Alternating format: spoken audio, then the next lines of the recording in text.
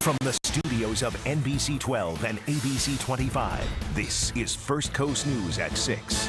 Happening right now, an action-packed weekend here in Jacksonville. Country star legends Garth Brooks and his wife Trisha Yearwood are in town for a huge concert at the Veterans Memorial Arena. And if you have a taste for some German food or dancing and beer, Jackstoberfest is the place to be. First Coast News is hitting the streets with live team coverage for you right now. Andrew Capasso and meteorologist Mike Prangler are standing by live at the Jackstoberfest.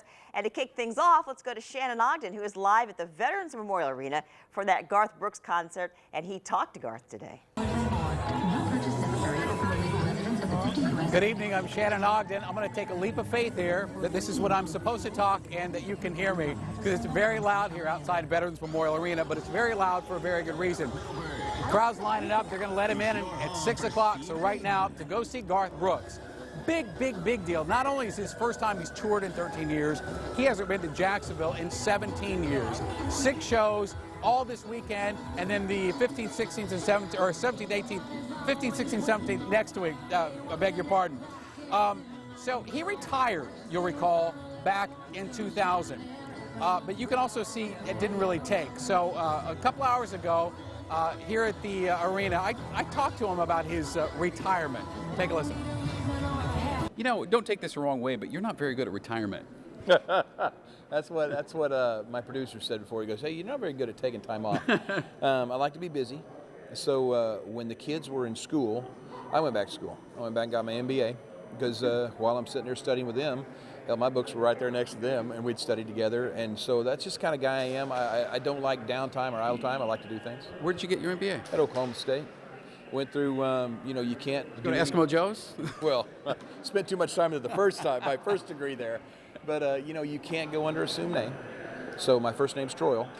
So I went under Troy Brooks, and all my classes, nobody said anything, said a word, and it was great. It was really cool. And I want to mention that Garth is dressed like Janet Jackson in the Rhythm Nation video to go with the theme of his new album, Man Against the Machine. So sort of this militant look, and you'll get the gist of it if you go see the show.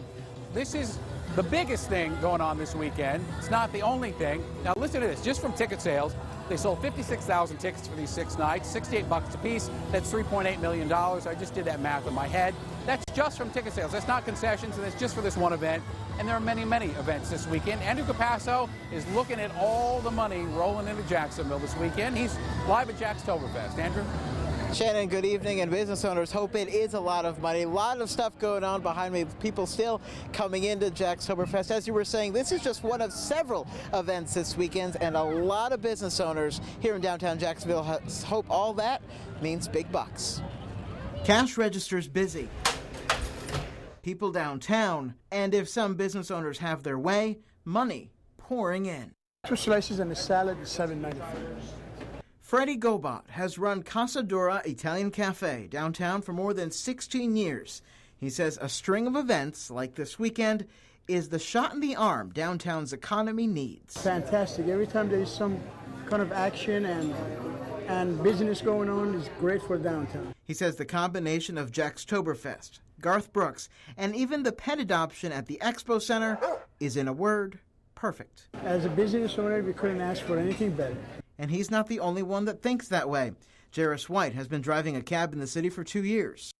It's a great opportunity to make money. It's a great opportunity for the city to make money as well. In his mind, the money he and the city make this weekend has the potential to rival Florida-Georgia weekend. Oh, it's going to be I'm very optimistic, man. Meanwhile, Gobot says packing in the people downtown is good both now and down the road. The more you nurture the businesses downtown, the more the economy of the Jacksonville is going to thrive. And lots of small businesses are expanding hours and staffing up because of the demand they're expecting this weekend. The weather will play a very big role in that. I want to bring in my friend meteorologist Mike Prangler. And Mike, a lot of people are depending on you and what you bring this weekend. Well, the pressure is off, and I know you are enjoying yourself in this weather out here, and we're going to soak up more sunshine, more fun out here. And the great part is, at 9 o'clock tonight, we're going to look off to the east. We've got this beautiful, gorgeous moon that's going to rise, and it's going to still look about full. So get out here, comfortable temperatures in the 70s. And notice not a cloud in the sky. The closest stormy front is all the way back in Tennessee, and it's not coming our way anytime soon. It's a stationary front. So this weather, you can make a case this will be, the best Oktoberfest we've ever had weather-wise and otherwise. I've got the accordion player coming in. This sums up our great weather and fun out here at Jackstoberfest. Let's get it back to Shannon, just a couple blocks away with another big event. All right, thank you all very much. It's going to be a fun weekend. So back here live outside the arena before the Garth Brooks show, just getting ready to let the crowd in. Tickets are still available, and if you don't know how to get here, it's easy. You look for the cowboy hats and the cowboy boots heading toward the building, and just follow them, and it's easy enough to find. So Garth Brooks and company here for a full week. They're doing 6 shows. After that, they go to Lexington, Kentucky, Minneapolis, Minnesota, and Greensboro, North Carolina. So I hope you all, listen, you're going to have to try so hard not to have fun this weekend. So whatever you do, please have fun. And I'll send it back to the studio. Jeannie? Thanks so much, Shannon. Well, bond is denied for a former Brunswick police officer accused of taking 3 people hostage this week.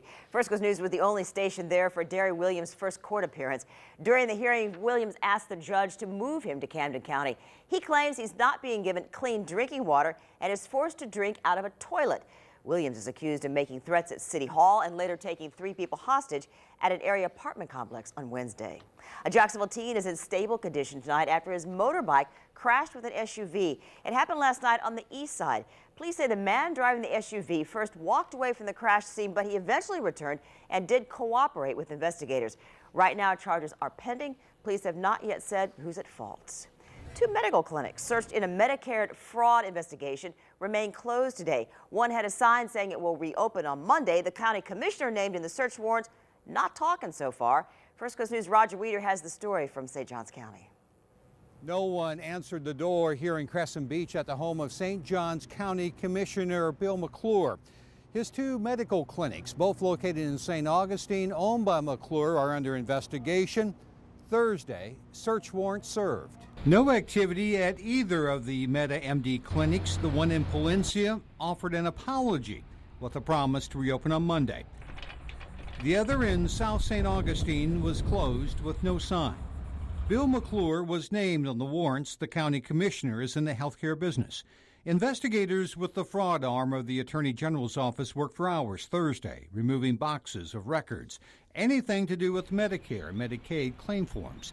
Prescription medicines were also seized, as was appointment books with patient names and computerized information.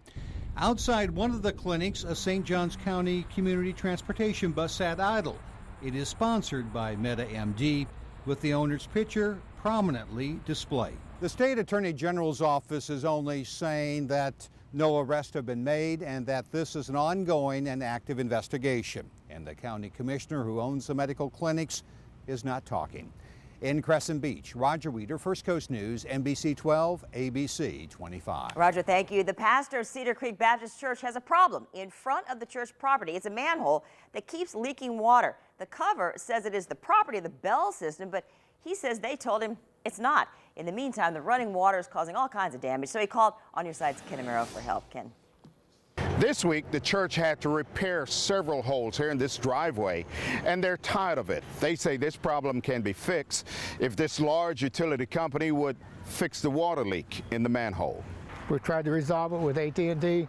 They claim it's not theirs. It hasn't rained in a week. Even so, the water runs continuously from this manhole, identified by the label as Bell System property. I contacted JEA, and they said that belonged to Bell South, which is AT&T now. Earl McKee is maintenance supervisor for Cedar Creek Baptist. What it does is it seeps down, and it gets in this area over here, and as our school traffic comes in and out, yes, sir, it just keeps breaking up, causing the driveway to erode.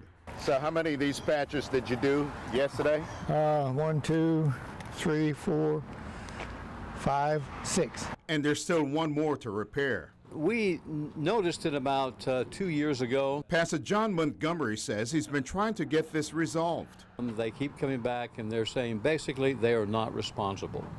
And my question is, then who is? There have been letters back and forth and promises. And they're saying, well, they'll get it fixed. Well, they haven't got it fixed yet. In the meantime, the water continues to run and wash out the parking lot. What would you like to see done? Well, I'd like to see that stop leaking for one. If they have to fill it in, whatever. AT&T is reviewing, and Florida Department of Transportation is inspecting to see if it's DOT's jurisdiction. On your side, Ken Amaro, First Coast News, NBC 12, ABC 25. Ken, thanks so much. You can boost up a cancer patient this month. It's our new Buddy Bears campaign. We are collecting new stuffed bears for chemotherapy patients fighting any type of cancer. So a big thanks to everybody joining in so far. What we'd like you to do is drop off your bears at any Chase bank through October 31st. All 11 Chase locations around town are open on Saturdays from 10 to 3 and, of course, on weekdays. It's amazing how comforting a stuffed bear can be. And if your group is doing Buddy Bears, please send me your photos. I'd love to see them, love to put them on the news. My email is jblaylock@firstcoastnews.com. Well, the importance of suicide prevention. Coming up, we'll tell you about a prevention event coming to our First Coast. Plus, bring on the cuteness. The mega pet adoption is back. Maybe you need a new furry member of your family. What you need to know to adopt a pet tonight. And as many of us finished up our work week, the hurricane hunters took their first flight of the weekend and they found Faye. There's Faye intensifying over the Atlantic, and another system we'll watch closely. Meanwhile, there's a cool front coming at us from the west. We'll take a complete look at the 7-day story in just a few minutes.